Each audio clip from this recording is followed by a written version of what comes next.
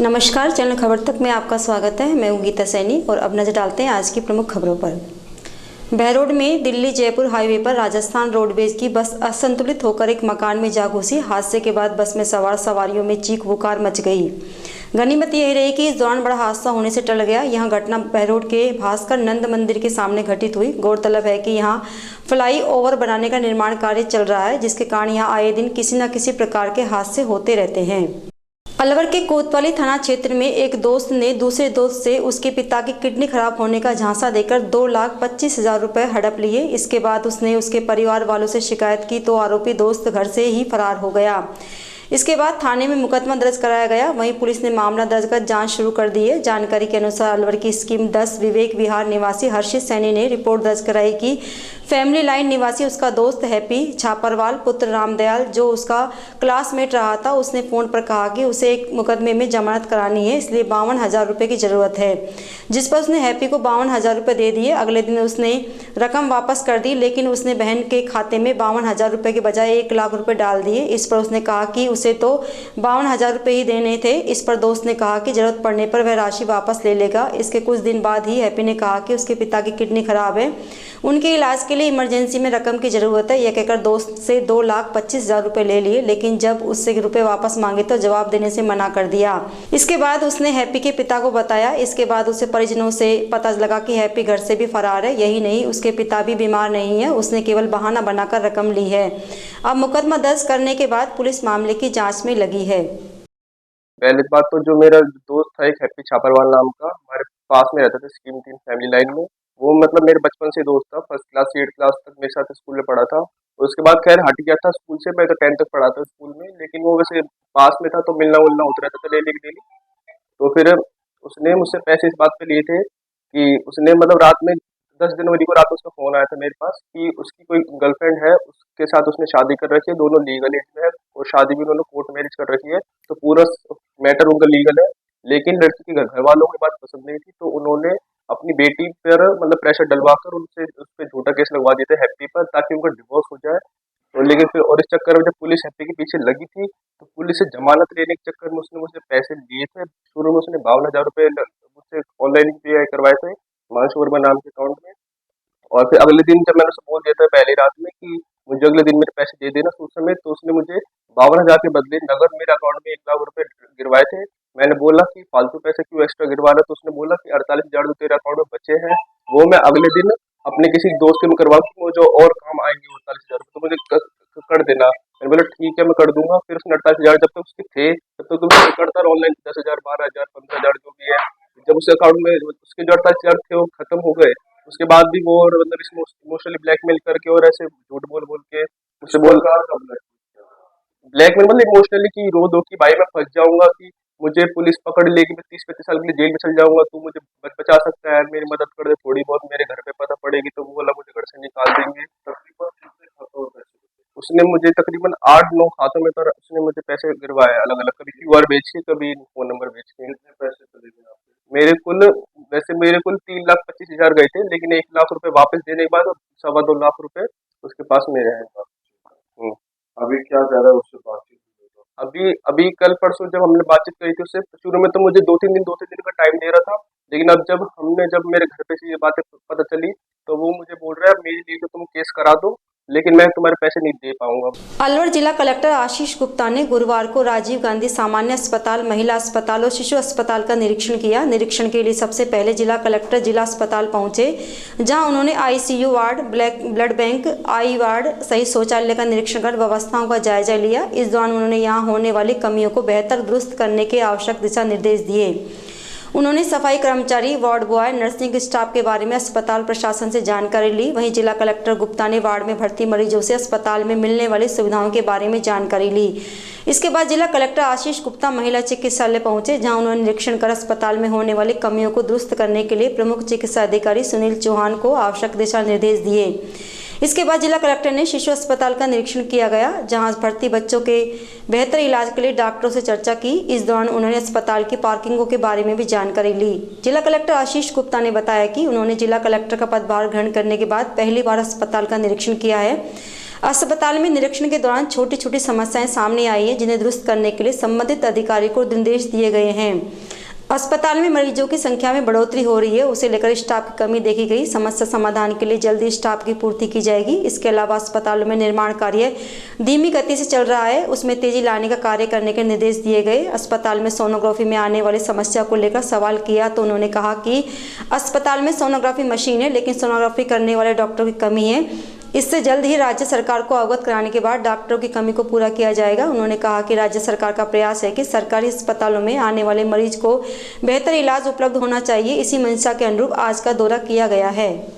Join करने के बाद आज मेरा पहला विजिट था हॉस्पिटल के अंदर और तीनों हॉस्पिटल्स का मैंने जायजा लिया और कोशिश रही कि हर चीज़ देखी जाए, छोटी से छोटी चीज़। इससे करीबन ऑलमोस्ट 2 घंटे से मैं यहाँ घूम रहा हूँ और नो डाउट है सर्टेन इश्यूज़, कुछ इंफ्रास्ट्रक्चर के गैप्स हैं, कुछ चीज़ें जो इंफ्रास्ट्रक्चर के एंगल से होनी हैं लेकिन विभिन्न विभागों में जो है अटकी हुई हैं। तो ऑलरेडी हम रिव्यू कर रहे हैं और उस पर काफ़ी जल्दी काम शुरू हो गया है। तो पर्सनली मैंने साइट भी देखी इन चीज़ों की जो भी पेंडिंग है। दूसरा इशू जो है वो स्टाफ का एक निकल के आया बहुत बड़ा कि जो स्टाफ मतलब हॉस्पिटल में आपको पता है कि हरियाणा से भी लोग आ रहे हैं, भरतपुर से भी लोग आ रहे हैं, पेशेंट्स बढ़ रहे हैं, बेड्स बढ़ रहे हैं। उस हिसाब से स्टाफ की जो इन्होंने कभी को हाईलाइट किया उस पर भी हम कुछ ना कुछ निर्णय लेंगे। तीसरी चीज़ जो है साफ़ सफाई को लेकर मैंने डायरेक्शन दी है कि उसको जो है इम्प्रूव किया जाए, बेहतर किया जाए। वॉशरूम्स वगैरह भी हमने लेके चेक किए और उसमें भी मैंने डायरेक्शन दिए। कुछ इंडिविजुअल इशूज़ आए डॉक्टर्स के या नर्सिंग स्टाफ के, वो भी मुझसे मिले, तो उस पर भी जो एज पर रूल होगा वो हम करेंगे। पहले विजिट के हिसाब से काफ़ी डिटेल वो रहेगी एक्सरसाइज और जो इंफ्रास्ट्रक्चर के गैप्स हैं स्टाफ के हैं, मेरी कोशिश रहेगी कि उसको इमीडिएटली जो है हम रिजॉल्व करें। ऐसा मेरा ये है कि जब यहाँ से पैसा दे दिया है कोई काम नहीं करा रहा है। अभी आप जिस वार्ड से होके आए जो FDC वार्ड है उसकी लाइट एक बार तक यहाँ इलेक्ट्रिसिटी से बढ़ चुकी है, लेकिन जब से ये लाइन अभी नहीं बदली गई है, पैसा दे दिया है, काम नहीं करना है। जैसा RSRDC के भी कुछ काम है, PWD के भी कुछ काम करते हैं। हमारा जो है एक इंफ्रास्ट्रक्चर ग्रुप बना हुआ है जिसके अंदर इंफ्रास्ट्रक्चर रिलेटेड है, तो PMO साहब को मैंने उसके अंदर जोड़ दिया है। हमारे सारे जो विभिन्न विभाग हैं इंफ्रास्ट्रक्चर से रिलेटेड, उसके साथ PMO साहब को जोड़ने से क्या है कि जो भी इशू रहे रिलेटेड इंफ्रास्ट्रक्चर वो बहुत ही जल्दी उसको अभी PWD ने 32 लाख की वाटर प्रूफिंग की है उस हॉस्पिटलों पुराने वाले में, बिल्कुल घटिया है और वो उखड़ने लग गई। PMO साहब ने लेटर भी लिखा है उनको क्या भी घटिया काम मैं यही कह रहा हूँ कि आप जब जो मीटिंग के अंदर जो इशूज़ आएंगे इसको हम रिजॉल्व करेंगे। ये सर अभी क्या है, जब वामन जो व्हील चेयर है वो निर्वाचन विभाग ने हॉस्पिटल को दे रखी है, लेकिन विधानसभा में फिर उठा ली है और अब वो लोकसभा के बाद में लगेगी। तो अब यहाँ या तो ये नहीं खरीदें या फिर उनको परमानेंट दें। सही बात, सही वो अब यहाँ दिक्कत हो रही है पेशेंट की। सर एक ऐसी कोई व्यवस्था नहीं बिल्कुल सर जैसे आपने कहा हरियाणा से और राजस्थान के मरीज आ रहे हैं, OPD की संख्या बहुत अधिक है, लेकिन सोनोग्राफी में जो डॉक्टरों की संख्या है वो बहुत कम है, तो उसके लिए कोई बेहतर प्रयास है? आपकी बात सही है। ये भी मैंने नोटिस पे PMO साहब ने डाला कि हमारे पास मशीन है लेकिन हमारे पास स्पेशलिस्ट नहीं है। सुपर स्पेशलिस्ट की 2 पोस्ट हैं, ये दोनों ही खाली हैं, तो उसमें क्योंकि वो परमानेंट पोस्ट हैं वो हम जो है विल रिक्वेस्ट स्टेट कि हमको हेल्प करें और मैं बहुत जल्दी उसके हाँ एग्जैक्टली। तो वो उसमें जो है आपको 2 गए हैं, एक परमानेंट स्टाफ और एक जो प्लेसमेंट के थ्रू। प्लेसमेंट के जो थ्रू जो एक्सरसाइज होती है RMRS के थ्रू होती है, तो हमारी बहुत जल्दी हम मीटिंग रखेंगे उसके RMRS की। उस मीटिंग के अंदर जो सारे इशू हैं आपने भी रेस किए, आपने भी रेस किया, उसको हम एज पर ट्रॉमा सेंटर और हॉस्पिटल जो वार्ड है या MRI है उसके बीच में गैप है, खुला है। अब मरीज ट्रॉमा सेंटर से अगर MRI के लिए जा रहा है या वार्ड में शिफ्ट कर रहे हैं और बारिश आ रही है या धूप है तेज, कैसे जाएगा? कॉरिडोर वगैरह ऐसे कुछ बना दो। सही है, वो भी हम डिस्कस करेंगे, जो बेस्ट हो सकता है उसको। और यहाँ कई काम CSR में हुए कुछ तय हो गया था तो नहीं हो पाए, जो पेंडिंग है। तो अगर CSR से पैसा जिले भर का हरियाणा तक का मरीज यहाँ पे फीडबैक में आया है तो सब पेशेंट यहाँ आता है, तो अगर यहाँ सुविधाएं बढ़े ज़्यादा लाभ होगा। नहीं, आपका बहुत अच्छा सजेशन है कि CSR भी जो है जनरली उनका भी फोकस रहता है कि मेडिकल में खर्च करें या एजुकेशन में खर्च करें। और मैंने CMHO और PMO दोनों को डायरेक्शन दी है कि आपकी जो रिक्वायरमेंट है उस इक्विपमेंट की है, मशीनरी की है, जो भी आपकी रिक्वायरमेंट है आप एक बार बना के दें। कल मीटिंग में मैंने डायरेक्शन दिए थे उन कंपनीज को कि आप अपना बजट हमको बता दें अनुमान, और दोनों का मैच करके जो है हमारे डिस्ट्रिक्ट की प्रायोरिटी के हिसाब से उसको खर्च करना। अलवर में बारिश के कारण रोड पर जमा पानी की छींटे लगने से कार और स्कूटी सवार युवकों ने बस में बैठी सवारियों के साथ मारपीट कर दी। विवाद बढ़ता देखकर कार और स्कूटी सवार युवक मौके से फरार हो गए। घटना की सूचना के बाद थाना पुलिस मौके पर पहुंची और घटना की जानकारी ली। बस चालक ओम प्रकाश ने बताया कि वह झारेडा से सवारियों से भरी बस लेकर अलवर बस स्टैंड जा रहा था। इस दौरान मुंगसका के पास रोड पर जमा पानी के छींटे स्कूटी और कार सवार के लोगों को लग गए, जिस पर स्कूटी सवार ने बस के आगे स्कूटी लगाकर बस रोक दी। समझाइश करने पर स्कूटी सवार ने आवेश में आकर बस में बैठी सवारी को थप्पड़ मार दिया और फोन कर अपने साथियों को बुला लिया। कुछ ही समय में एक कार में सवार होकर कुछ युवक आ गए, जिन्होंने बस में बैठी सवारियों के साथ मारपीट करना शुरू कर दिया। मामला बढ़ता देख मौके पर लोगों की भीड़ जमा हो गई। तभी मौका पाकर मारपीट कर रहे युवक कार छोड़कर फरार हो गए। सूचना पर अराली विहार और एनईवी थाना पुलिस मौके पर पहुंची। पुलिस इस मामले की जानकारी लेकर जाँच कर रही है। जोराडा से आ रहा था, यहाँ पे पीछे को कीच है, कीच में एक स्कूटर वाले के छींटे लगने से स्कूटर वाले की चाबी मेरे हाथ में है। स्कूटर के नंबर RG02BU8881 है। उस आदमी ने बस के आगे गाड़ी लगा करके शीशे फोड़ने के प्रयास किए। ये पैसेंजर भाई मेरे साथ में था, इसने नीचे उतर करके समझाया, इनके थप्पड़ मार दिया। उसके बाद में ये कार वाले ने भी भाई को पीटा और खींच के ले जा रहा था। ये घटना घटी। कौन थे स्कूटर वाला? स्कूटर के नंबर है वो भग गया। हाँ, चाबी मेरे हाथ में। मंत्री संजय शर्मा का एक वीडियो सोशल मीडिया पर लगातार वायरल हो रहा है। इसमें मंत्री वन विभाग के अधिकारी, कर्मचारी सहित ट्रैक्टर चालकों को फटकार लगाते हुए दिखाई दे रहे हैं। मंत्री कहते दिख रहे हैं कि वे अवैध खनन के विरुद्ध अभियान चलाते हैं और तुम सब लूट के खा जाओ। वह यूं कि जयपुर से अलवर आने के दौरान मंत्री संजय शर्मा ने रूपवास के पास 3 ट्रैक्टर ट्रॉली में अवैध खनन से भरे पत्थर मिले, जिन्हें मंत्री संजय शर्मा ने रुकवाया और पूछा, इन पत्थरों को कहां ले जा रहे हो? जिस पर ट्रैक्टर चालक ने जवाब दिया कि कटी घाटी में वन पार्क बन रहा है, वहां से वन विभाग के ऑफिस ले जा रहे हैं। इस दौरान अवैध खनन के पत्थरों के साथ वन विभाग के अधिकारी भी ट्रैक्टरों के साथ मौजूद थे, जिन्हें मंत्री संजय शर्मा ने कड़ी फटकार लगाई। मंत्री ने पूछा, पत्थरों को ले जाने के लिए कोई रवाना या कोई परमिशन है? जिस पर संतोषजनक जवाब नहीं देने पर तीनों ट्रैक्टर ट्रॉली को अरावली बिहार थाने में जब्त कर भिजवाया गया। अलवर में 20 दिन के बाद फिर बारिश का दौर शुरू हो गया। शहर के कई इलाकों में बेगर्जना के साथ हल्की रिमझिम बारिश हुई तो कई जगह तेज बारिश के साथ जबरदस्त ओले गिरे। ये बारिश का दौर दोपहर से शुरू हुआ, जो देर रात तक चलता रहा, जिससे अलवर जिले में तापमान 23 डिग्री तक पहुंच गया है। पिछले 2-3 दिन में अच्छी धूप निकली, वहीं एक दिन पहले बादल छाए थे, जिसके कारण दिन में सर्दी का एहसास बढ़ गया। वहीं न्यूनतम तापमान 60 डिग्री सेल्सियस के आसपास बना हुआ है। इस बार पूरे सीजन में न्यूनतम तापमान 0 डिग्री तक नहीं पहुंचा और न पारा जमाव पर पहुंचा, जिसके कारण फसलों में नुकसान नहीं है। लेकिन गेहूं की फसल को अभी सर्दी की जरूरत है, तभी अच्छी पैदावार हो सकेगी। बारिश आज शाम से चालू हो गई। शुरू में बूंदाबांदी हो रही थी, अब थोड़ा सा बढ़िया बारिश हो गई है। बस ये है कि बस है ना, ओले वगैरह नहीं आ जाए तो ताकि किसानों को कोई नुकसान वगैरह ना हो। वैसे तो इस समय तो किसानों को फ़ायदा है। इस बारिश से किसानों को फ़ायदा है? हाँ, इस बारिश से तो किसानों को फ़ायदा है जी। हम जैसे ठूटर रहे हैं, बस अभी पकौड़े खाने के लिए निकले थे लेकिन कुछ मिले ही नहीं। आज मौसम शाम से ही सुहाना हो गया। बारिश का दौर धीमे धीमे रुक रुक के जारी है। मौसम ठंडा हो गया है, किसानों को तो इससे फ़ायदा हो रहा है, लेकिन शहर में सर्दी बढ़ जाएगी और तेज़ थोड़ी सी। बाकी अच्छा है, बरसात होनी चाहिए। लगभग कितनी देर हो गई बारिश होते हुए? और शाम से ही बूंदाबांदी तकरीबन शाम को 5:30 बजे के आसपास से ही बूंदाबांदी चालू है और अभी तक हो रही है। निरंकारी समागम का आनंदित रूप में सफलतापूर्वक समापन हो गया। इस अवसर पर निरंकारी सतगुरु माता सुदीक्षा महाराज ने नागपुर में आयोजित 3 दिवसीय निरंकारी संत समागम के समापन सत्र में उपस्थित संगत को संबोधित किया। यह दिव्य संत समागम अपनी अनुपम छटा बिखेरते हुए हर्ष उल्लास पूर्वक वातावरण में संपन्न हुआ। इसी क्रम में अलवर जिले से गए श्रद्धालु भी सतगुरु माता जी से आशीर्वाद प्राप्त कर सकुशल वापस लौट रहे हैं। सतगुरु माता जी ने कहा कि जब हम अब अपने अहंकार को तजकर पूर्ण समर्पित भाव से इस परमात्मा से जुड़ जाते हैं, तब हमारे अंतर मन को सही अर्थों में शांति एवं अलौकिक आनंद की अनुभूति प्राप्त होती है। समागम के तीसरे दिन का मुख्य आकर्षण एक बहुभाषी कवि दरबार रहा, जिसमें सुकून अंतर मन का विषय पर मराठी, हिंदी, कोंकणी, पंजाबी, भोजपुरी, अंग्रेजी और उर्दू भाषा में 22 कवियों ने अपनी कविताएं प्रस्तुत की।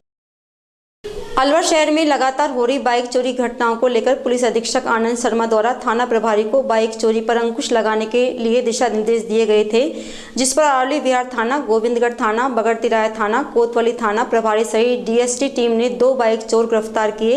इस दौरान इनके कब्जे से 1 दर्जन से अधिक बाइक बरामद की गई। अरावली विहार थाना प्रभारी पवन चौबे ने बताया कि पुलिस द्वारा टीम बनाकर बाइक चोर गृह का पर्दाफाश किया गया है। पुलिस ने इस मामले में आरोपी अमरीक सिंह और बूटा सिंह को गिरफ्तार किया है। पुलिस ने दोनों के कब्जे से 1 दर्जन बाइक बरामद की है। दोनों बाइक चोरों ने पुलिस पूछताछ में बताया कि वे घर, दुकान और मैरिज होम के बाहर सुनसान जगह पर खड़ी बाइक का मास्टर की से ताला तोड़कर ले जाते थे और उसकी नंबर प्लेट और चेचिस नंबर बदलकर आगे भेजते थे। फिलहाल अभी दोनों आरोपियों से और भी मामले में जाँच जारी है। दोनों आरोपियों के खिलाफ अलग अलग थानों में बाइक चोरी के कई मामले दर्ज हैं। में हो रही मोटरसाइकिल चोरी की लगातार जो घटना रही थी उन पर अंकुश के लिए श्रीमान जिला पुलिस अधीक्षक महोदय द्वारा एक टीम गठित की गई, जिसमें एसएचओ कोतवाली, एसएचओ बगड़तिराया, एसएचओ गोविंदगढ़ और डीएसटी टीम गठित करके और 2 लोगों को दस्तयाब किया गया है, जिनसे पुलिस कस्टडी के दौरान उनकी 27 तलाशें लगभग 1 दर्जन मोटरसाइकिल हमने बरामद की है। क्या नाम है सर दोनों आरोपियों की? एक अमित सिंह है और एक बूटा सिंह है। एक फुटापुरी का जानपुर का रहने वाला है, एक नौगांव क्षेत्र का रहने वाला। पूर्व में भी कोई मामले हैं? पूर्व में भी इन पर मोटरसाइकिल चोरी के मामले हैं। सर किस तरह ये चोरी करते थे, कहाँ ले जाते थे, क्या है कुछ इनसे पूछताछ में अभी तक क्या सामने आया है? ये एक्चुअल में दोनों आते थे और शाम के समय जो जहाँ पर भीड़ भाड़ वाला एरिया रहता था, वहाँ बाइक खड़ी करके चले जाते थे लोग, वहाँ से ये चोरी करके एक साथ 2 या 3 बाइक ये लेके जाते थे। सर फिलहाल अब कहाँ से बरामद की गई? ये अपने यहाँ नौगांव में जो ये बूटा सिंह है, इसके यहाँ से बरामद की गई है और भी प्रयास किए जा रहे हैं। जुरहरा पुलिस ने साइबर ठगों के विरुद्ध कार्रवाई करते हुए पाई और गांवड़ी में साइबर ठगों के 3 जगहों पर कार्रवाई की। इस दौरान डीएसटी और क्यूआरटी टीम ने सर्च ऑपरेशन चलाकर साइबर ठगों के कब्जे से 19 मोबाइल, 16 फर्जी SIM, 6 ATM card, 2 PAN card, 3 फर्जी आधार कार्ड सहित 6 साइबर ठगों को गिरफ्तार किया है। जुरहरा थाना अधिकारी महेश मीणा ने बताया कि डीएसटी टीम के वीरेंद्र और प्रेमचंद शर्मा की सूचना पर रणजीत सिंह और बलदेव सिंह की टीम द्वारा खोरा निवासी हाफिज पालकी निवासी जावेद खान को गिरफ्तार कर 3 मोबाइल जब्त किए गए हैं। वहीं दूसरी टीम ने पाई निवासी इरफान उर्फ बंटी, शमशाद इरशाद सहित मुखनार निवासी मोहम्मद शमीम अंसारी को गिरफ्तार किया। पुलिस ने इनके कब्जे से 15 फर्जी सिम और 3 एटीएम कार्ड जब्त किए। वहीं तीसरी कार्रवाई गावड़ी में रफीक के मकान पर की गई, जहां पुलिस के पहुंचने से पहले ही 2 लोग भाग गए। पुलिस ने रफीक के घर की तलाशी ली तो वहां एक अवैध कट्टा, 16 जिंदा कारतूस और 14 मोबाइल मिले। वहीं मुबारक के घर पर की गई कार्रवाई में पुलिस को 1 card, 2 ATM card, 3 Aadhaar card, 2 PAN card, 1 chequebook, 2 bank passbook, 1 driving licence रखे मिले, जिनको जब्त कर पुलिस द्वारा कानूनी कार्रवाई की जा रही है। कठुमर में राजकीय उप स्वास्थ्य केंद्र टिटपुरी पर 23 साल से कार्यरत एएनएम निर्मला शर्मा की सेवानिवृत्ति पर ग्रामीण भावुक हो गए। उनकी आंखें भर आई।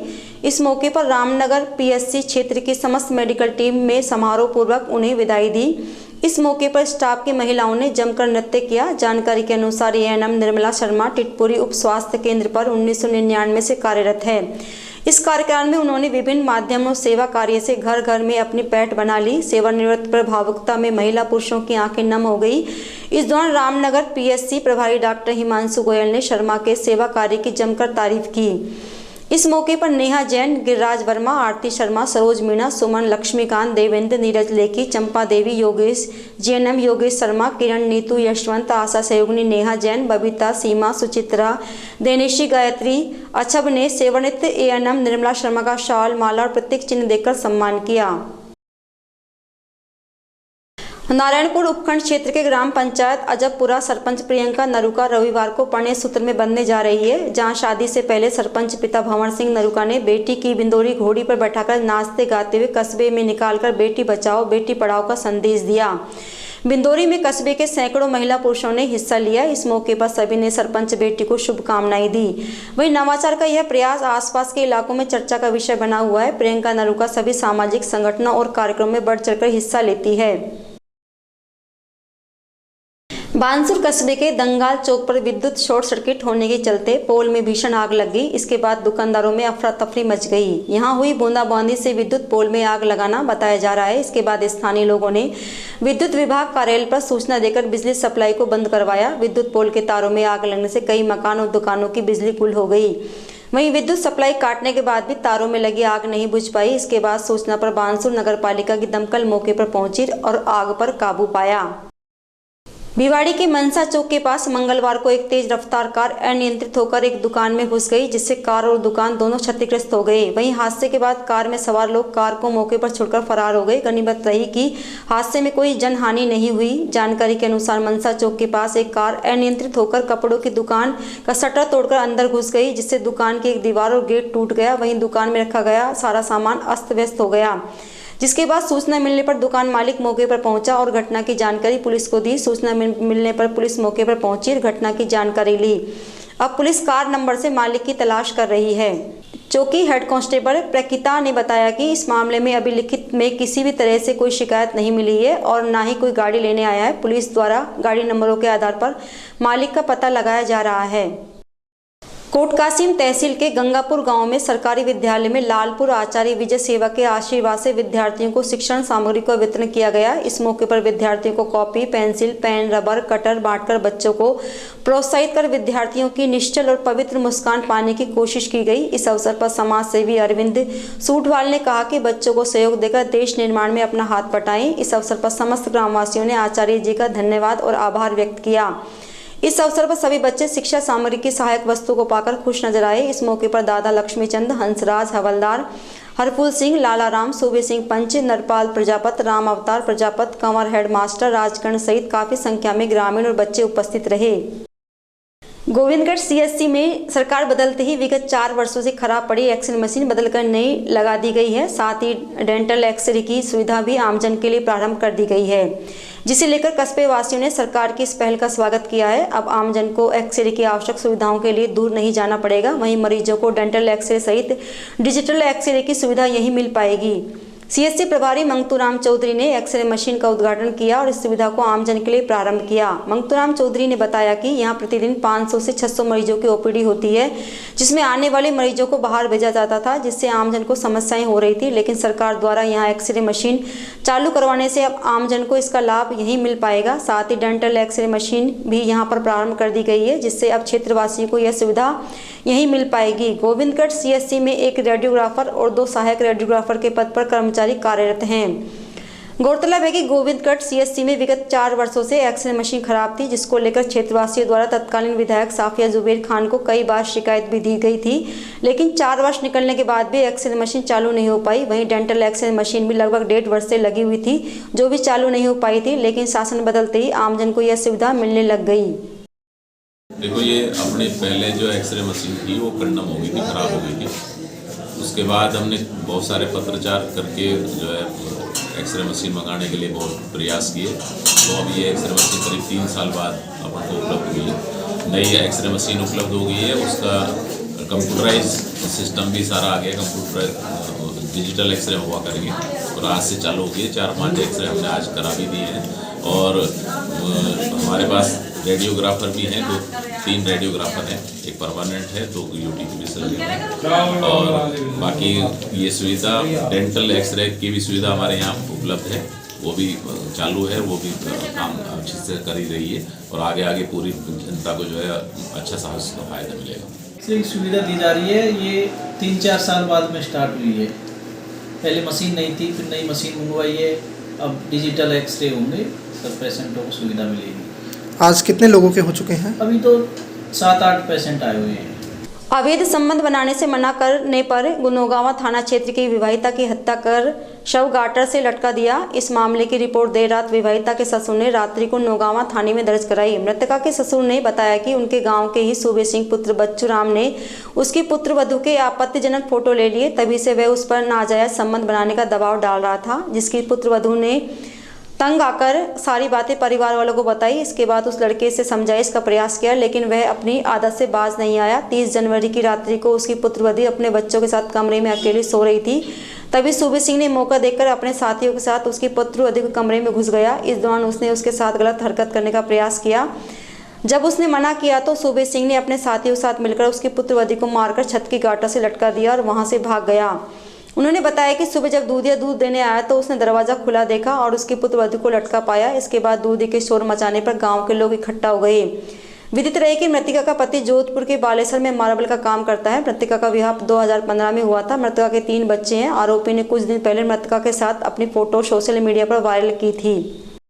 मेरा नाम किशन है, गांव गोठड़ी है, लक्ष्मणगढ़ तहसील में। मैंने बच्ची की शादी रघुनाथगढ़ में की थी 2015 में। उसके 3 बच्चे हैं। मेरा दामाद है, जोधपुर मजदूरी करता है। तो गांव का कोई लड़का सूबे सिंह नाम का उसको काफ़ी दिनों से परेशान कर रहा था, ब्लैकमेल किया।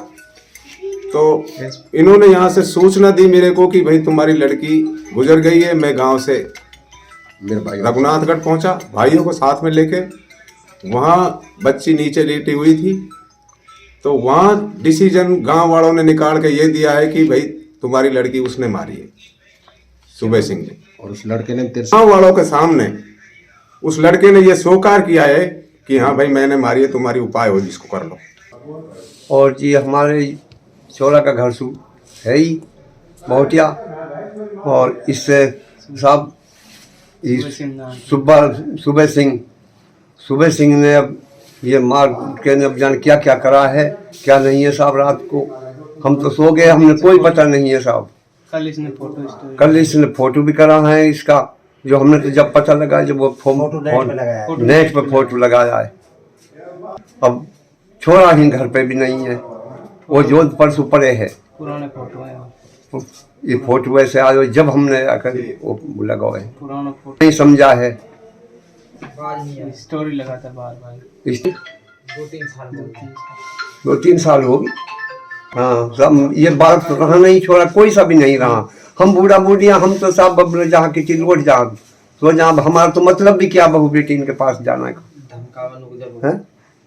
कैसे पता लगा है हमने कोई पता नहीं लगा। दूध दिया आयो दूध लेने को, उसने कहा है कि भाई एक छोरी हमारे भेड़ की भाई की, उस छोरी से कहिए छोरी यार गाय भी ना खोले दूध भी ना काटो, कहाँ है यार बुला के लाओ, तोला दूध है उसना खड़ी खड़ी लगे। अभी कहा दूध काट लियो हो वन जा हेनु छोरी गई है। छोरी देख के नीनू के नहीं वापसी भग आई है। वन कही कि छोरी कैसे भग के आई है, अरे नीनू के देख हमें तो कहा हो पड़ो। जब साहब वो दूध दिया ने वो किवाड़ के धक्को दियो, किवाड़ खुल्लो पड़ो। ये पता लगा साहब वो तो मार कूट के लटकाई पाई है। तो उसने हाँ कर ली। उसने जब 5 में पूछताछ करी है तो उसने हाँ भी कर ली। फोटो मैंने छोड़ा और माँ ने और गाली गुलेच दी। हाँ अगर मेरा छोरो मर जाएगा तुम्हारे सिर पड़ूंगी। और गांव का अंशु भी पंचंशु भी कही है। गोविंदगढ़ उपखंड क्षेत्र की ग्राम पंचायत रामबास में गुरुवार को ग्राम पंचायत स्तरीय जन सुनवाई का आयोजन उपखंड अधिकारी की अध्यक्षता में किया गया। जन सुनवाई कार्यक्रम के दौरान अतिरिक्त ग्राम विकास अधिकारी रामचंद्र मीणा, मुख्य ब्लॉक शिक्षा अधिकारी विश्वजीत, तहसीलदार रमेश चंद खटाना सहित सभी विभागों के अधिकारी और कर्मचारी मौजूद रहे। ग्राम सचिव गिरिराज प्रसाद शर्मा ने बताया कि जिला कलेक्टर अलवर, उपखंड अधिकारी और खंड विकास अधिकारी के निर्देशानुसार माह के प्रथम गुरुवार को ग्राम पंचायत स्तरीय जन सुनवाई का आयोजन किया गया, जिसमें 15 परिवादी प्राप्त हुए हैं, जिन्हें निस्तारण के लिए संबंधित विभागों को भेजा जाएगा। साथ ही उन्होंने बताया कि ग्राम पंचायत पर आयोजित होने वाली जन सुनवाई की जानकारी के लिए ग्राम पंचायत द्वारा व्हाट्सएप ग्रुप और गांव के 5 पटेलों को सूचना दी गई, लेकिन जन सुनवाई में ग्रामीणों की सहभागिता उम्मीद से कम दिखाई दी। आज श्रीमान जिला कलेक्टर महोदय एवं श्रीमान उपखंड अधिकारी महोदय, विकास अधिकारी महोदय के आदेश अनुसार ग्राम पंचायत स्तरीय प्रथम जन सुनवाई का आयोजन राजीव गांधी सेवा केंद्र रामबास पर किया गया, जिसके बारे में ग्राम पंचायत द्वारा एक दिन पूर्व ही ग्राम में ग्रामवासियों को प्रचार प्रसार किया गया एवं ग्राम पंचायत द्वारा बनाए गए व्हाट्सएप ग्रुप जैसा कि सूजस ग्राम पंचायत रामबास, ग्राम पंचायत रामबास, जनप्रतिनिधिकरण रामबास, ऐसे हमने ग्रुप बनाए हुए हैं। उन पर भी सूचनाएँ हमने आज के जन सुनवाई के बारे में प्रचार प्रसार किया और आमजन को बताया, जिसमें आज 15 परिवार ग्रामवासियों द्वारा दर्ज कराए गए, जिन्हें निस्तारण के लिए संबंधित विभागों को भेजा जाएगा। और ग्रामवासी उपस्थित हुए, लेकिन आशा के अनुरूप थोड़े कम आए। जितना हमने प्रचार प्रसार किया था, काफ़ी प्रसार किया और जन सुनवाई की गई। अलवर लोकसभा चुनाव की तैयारियों को लेकर पूर्व कैबिनेट मंत्री ममता भूपेश गुरुवार को अलवर पहुंची, जहां उन्होंने सर्किट हाउस में लोकसभा टिकट के दावेदारों से मुलाकात करते हुए टिकट के इच्छुक दावेदारों से बायोडाटा लिया। इस मौके पर उन्होंने टिकट दावेदारों से उनकी जीत के समीकरणों पर भी चर्चा की। मीडिया से बात करते हुए भूपेश ने कहा कि वे आगामी लोकसभा चुनाव को लेकर अलवर आई हैं। उन्होंने दावेदारों से बायोडाटा लिए हैं। अलवर की जनता कांग्रेस पर भरोसा करके इस बार कांग्रेस को जीत दिलाएगी। उन्होंने कहा कि भारतीय जनता पार्टी राम के नाम पर राजनीति कर रही है। भाजपा के मुद्दे बेबुनियाद हैं। 10 साल में भाजपा सरकार ने क्या किया? भाजपा सरकार का नारा था कि महंगाई कम करेंगे, लेकिन 10 साल में महंगाई घटने की बजाय बढ़ती गई है। वहीं देश में बेरोजगारी भी ज़्यादा बढ़ी है, जबकि कांग्रेस ने हर मुद्दा जनता के हित में उठाया है। कांग्रेस नेता राहुल गांधी ने पहले भारत जोड़ो यात्रा निकाली थी। 10 साल में भारतीय जनता पार्टी ने सबको गुमराह करने का कार्य किया है। कांग्रेस इस बार पूरी मुस्तैदी से लोकसभा चुनाव लड़ रही है। इस बार कांग्रेस 25 की 25 सीट पर विजयी होगी। उन्होंने कहा कि भारतीय जनता पार्टी सिर्फ एक कार्य कर रही है कि अगर उनके खिलाफ कोई बोलता है तो कांग्रेस के नेताओं के ऊपर झूठे आरोप लगाते हैं और उनके ऊपर ईडी की कार्रवाई करवाते हैं। उन्होंने कहा कि केंद्र सरकार ईडी का दुरुपयोग कर रही है। देखिए, लोकसभा चुनाव जो 2024 के आने वाले हैं, उनके संदर्भ में हम लोग यहाँ पर आए हैं प्रत्याशियों से विचार विमर्श करने, उनके बायोडाटा लेने, और हम लोग पूरी तरह से चुनावी मोड के अंदर यहाँ आए हैं। हमें उम्मीद है कि अलवर की जनता इस बार कांग्रेस को अपना आशीर्वाद देगी। क्या है मुद्दे आपके पास? कांग्रेस के पास मुद्दे क्या होते हैं? देखिए, कांग्रेस के पास तो बहुत मुद्दे हैं। आज़ादी से लेके आज तक की भारतीय जनता पार्टी जो राम नाम के नाम पर या किसी और इन मुद्दों के नाम पर चुनाव लड़ना चाह रही है, तो राम को लाने की बात करते हैं। राम गए कहाँ थे? राम आपके और हमारे सबके हृदय में है। राम हमने सृष्टि का जब से जन्म लिया, हर व्यक्ति की आत्मा में बसे हुए हैं राम। तो ये इस तरह की बातें करके देश को गुमराह करने की जरूरत नहीं है। 10 साल में आपने क्या किया? 2014 से लेके आप 24 आ गई, 10 साल हो गए। आप जिन मुद्दों के ऊपर महंगाई की बात पर बोले थे, बहुत हुई महंगाई की मार, अब की बार मोदी सरकार, तो महंगाई के मुद्दे पे आपने क्या किया? बेरोजगारी के मुद्दे पे आपने क्या किया? देश की अर्थव्यवस्था को सुधारने के लिए आपने क्या किया? इन तमाम मुद्दों पे मोदी सरकार को जवाब देना चाहिए और इन मुद्दों पे चुनाव लड़ना चाहिए। जनता को बताना चाहिए कि हमने पिछले 10 साल में देश की, भारत के लिए क्या किया और क्या नहीं किया। आपके मुद्दे बताएं मैम, आप कांग्रेस के मुद्दे बताएं। कांग्रेस ने तो बहुत, हम लोगों ने तो जितने कार्य किए हैं, हमारे नेता राहुल गांधी जी आज देश के अंदर पहले भारत जोड़ो यात्रा करी, प्यार प्रेम मोहब्बत सौहार्द के नाम पर आज न्याय यात्रा चला रहे हैं। मणिपुर के अंदर दंगे हुए, भारतीय जनता पार्टी की सरकार का कोई नुमाइंदा वहां नहीं पहुंचा, हमारा नेता वहां पे गए, तमाम लोगों ने बात की। कांग्रेस इस देश की हर व्यक्ति की आत्मा के अंदर बस रही है, उनके लिए काम करना चाह रही है। हमने तो 60 साल के अंदर देश को आज जहां पे खड़ा किया हुआ है, चाहे IITs हो, IIM हो, एम्स हो, जितनी भी संस्थाएं इस देश के अंदर अथॉरिटीज हैं, वो सब कांग्रेस ने डेवलप की। भारतीय जनता पार्टी ने क्या किया 10 साल में? सिर्फ आपको और हमको गुमराह करने के अलावा इनके पास में कोई इरादा नहीं था। इसलिए 2024 का जो चुनाव है, हम मुस्तैदी से लड़ेंगे और हमें विश्वास है कि 25 की 25 सीटों पे हम लोग बहुत दमदारी से चुनाव लड़ेंगे और परिणाम आपके सामने बहुत चमत्कार वाले होंगे, बहुत परिवर्तनशील होंगे। जिस तरह से भाजपा को अभी चल रहा है, कई पार्टियों से चर्चाएं चल रही हैं, अलायंस के बारे में बातें हो रही हैं और ये दमनकारी नीति इस देश के अंदर चल रही है। कोई नेता बीजेपी के खिलाफ बोले तो उनके पास में ईडी भेज दो, उनको इनकम टैक्स से दबा दो। आज आप देखिए कि चंडीगढ़ के अंदर बहुमत नहीं था, फिर भी मेयर बना लिया जबरदस्ती, जबरन। आप सोचिए कि किस तरह के माहौल, आतंकी माहौल इस देश के अंदर इस समय बनाया हुआ है कि या तो आप हमारे बारे में बोलिए, अगर बीजेपी के साथ नहीं बोलेंगे तो आपके साथ में किसी भी प्रकार के हद तक जा सकती है। सारी संस्थाएं जो इस देश की अथॉरिटीज थी, चाहे जुडिशरी हो, चाहे इनकम टैक्स हो, चाहे ईडी हो, चाहे CBI हो, तमाम चीजों को इन्होंने एक कठपुतली की तरह से इस्तेमाल कर रहे हैं। हम इनके विरोध में आवाज उठाएंगे और आम आदमी को अपनी बात की स्वतंत्रता रखने का इस देश के अंदर अधिकार देंगे। कितने बायोडाटा प्राप्त हुए हैं अब आपको इस समय? अभी कौन कौन नेता, बड़ा नेता है वो? क्या क्राइटेरिया रखा है आपने बायोडाटा? देखिए और क्या आप उनको टिकट देंगे जो आपको देखिए लोकतांत्रिक प्रक्रिया में हर कार्यकर्ता को टिकट मांगने का अधिकार है। कोई भी, चाहे वो ब्लॉक का हो, पंचायत का हो, चाहे जिले का हो, चाहे प्रदेश का हो, चाहे अखिल भारतीय स्तर का हो, हर व्यक्ति अपनी बात रख सकता है, अपना बायोडाटा दे सकता है। अभी हम आए हैं, अभी 4-5 लोगों ने हमें बायोडाटा दिए हैं, अभी हम सभी कार्यकर्ताओं से चर्चा करेंगे। और जो माहौल इस समय कांग्रेस के पक्ष में दिखाई दे रहा है, जो उत्सुकता दिखाई दे रही है, जो जोश नजर आ रहा है कार्यकर्ताओं का, आप देखिएगा परिवर्तनशील रिजल्ट आपको लोकसभा चुनाव में मिलेंगे।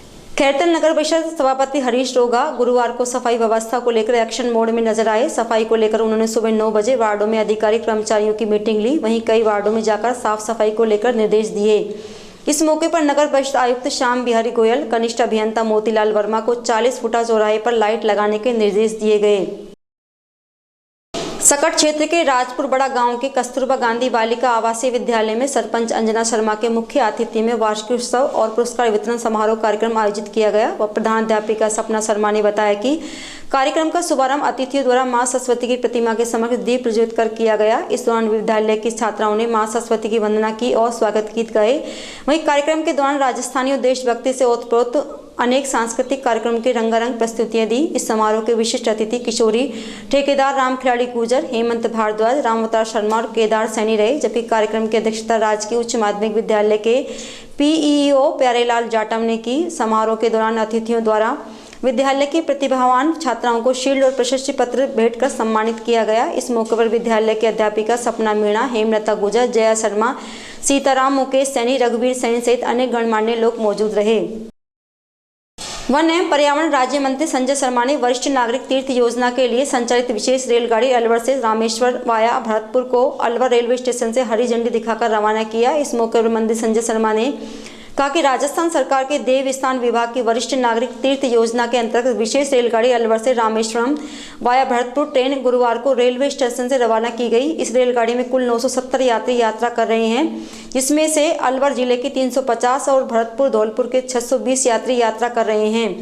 इन सभी यात्रियों ने यात्रा के लिए ऑनलाइन आवेदन किया था। इन यात्रियों ने आवेदन पत्र की हार्ड कॉपी में प्रमाणित चिकित्सीय प्रमाण पत्र, मूल Jan Aadhaar card, 2 passport size photo लगाई और साथ ही दैनिक उपयोग की सामग्री से आवश्यक औषधियां, व्यक्तिगत आवश्यकता के लिए नकदी और कपड़े लेकर आए। इस ट्रेन में 8 दिन तक यात्रियों के आवास, भोजन इत्यादि की समस्त व्यवस्थाएं देवस्थान विभाग द्वारा की जाएंगी। इन यात्रियों की यात्रा पूर्णतः निःशुल्क है। देखिए, मैं धन्यवाद देना चाहूँगा हमारे यशस्वी मुख्यमंत्री आदरणीय भजनलाल जी को, हमारे देवस्थान विभाग के मंत्री, कैबिनेट मंत्री आदरणीय जोराराम जी कुमावत साहब को, जिन्होंने वरिष्ठ नागरिकों की सुविधाओं को देखते हुए, और ये मेरे लिए विशेष रूप सौभाग्य की बात है कि आज पहली बार अलवर स्टेशन से जो राज्य सरकार की योजना है विभिन्न धार्मिक स्थलों के वरिष्ठ जनों को ले जाकर उन धार्मिक स्थलों के दर्शन कराने में, उसके निमित्त आज जो ट्रेन रवाना हुई है, और मुझे बताते हुए खुशी है लगभग 350 हमारे बुजुर्ग इस ट्रेन के माध्यम से आज धार्मिक स्थलों से रवाना हुए। इस नाते से मैं माननीय मुख्यमंत्री जी को, देवस्थान विभाग के मंत्री जी को धन्यवाद भी देना चाहूँगा। और मैं सौभाग्यशाली हमारे उन बुजुर्गों को मानता हूँ कि जिनकी इच्छा रहती है कि उम्र के पड़ाव पर आने के बाद वो धार्मिक स्थलों के दर्शन करें, और राज्य सरकार की योजना के निमित्त उनको धार्मिक स्थलों का दर्शन करने का जो सौभाग्य प्राप्त हो रहा है, वहीं मैं गौरवान्वित अपने आप को इस नाते से मानता हूं कि आज माता पिता, दादा दादी, चाचा चाची के बाद इतनी बड़ी संख्या में मुझे बुजुर्गों का आशीर्वाद मिला, इसलिए मैं आज खुद को अपने आप को गौरवान्वित महसूस करता हूं। आज समाचारों में इतना ही। दीजिए मुझे मेरी टीम को इजाजत। नमस्कार।